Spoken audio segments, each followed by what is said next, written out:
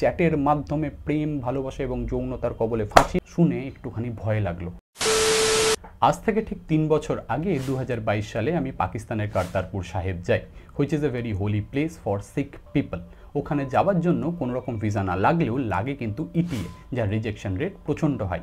Indian গভর্নমেন্টের strict protocol এবং verification process পার করে আমি আমার ইটিএ হাতে পাই এবং রওনা দিই কারতারপুরের উদ্দেশ্যে।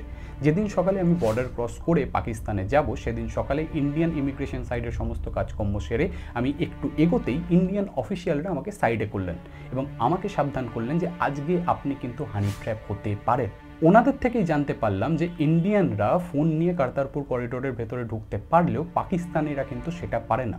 আর এই সুযোগটাকে কাজে লাগিয়েই তারা কিন্তু ইন্ডিয়ানদের থেকে হোয়াটসঅ্যাপ নাম্বার বা অন্যান্য আরও কন্ট্যাক্ট ডিটেলস নিয়ে নেয় এবং পরবর্তীকালে চ্যাটের মাধ্যমে প্রেম ভালোবাসা এবং যৌনতার কবলে ফাঁসিয়ে ব্ল্যাকমেল করে ইন্ডিয়ার সেন্সিটিভ ইনফরমেশন যাতে আমরা ইন্ডিয়ানরা পাকিস্তানে পাচার করি তাতে বাধ্য করে। আর ক্লাসিক হানি ট্র্যাপ।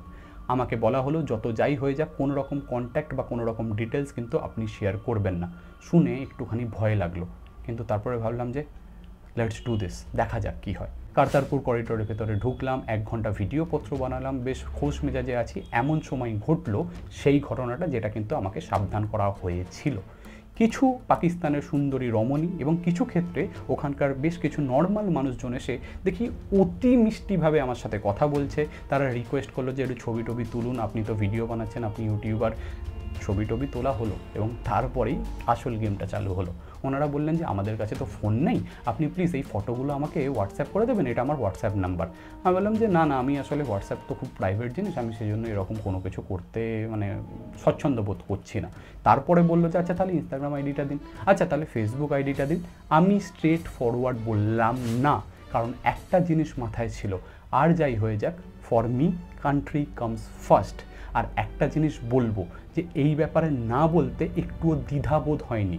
আর যে সকল মানুষ নিজের দেশের প্রতি দায়বদ্ধ, নিজের দেশকে ভালোবাসে, তাদের কারোরই হওয়া উচিত নয়। তাই এটা বলবো যে ভাই হানি ট্র্যাপ থেকে বাঁচা খুব সহজ একটা জিনিস, শুধুমাত্র নিজের দেশের কথা মাথায় রাখতে হবে, নিজের দেশপ্রেমের কথা মাথায় রাখতে হবে।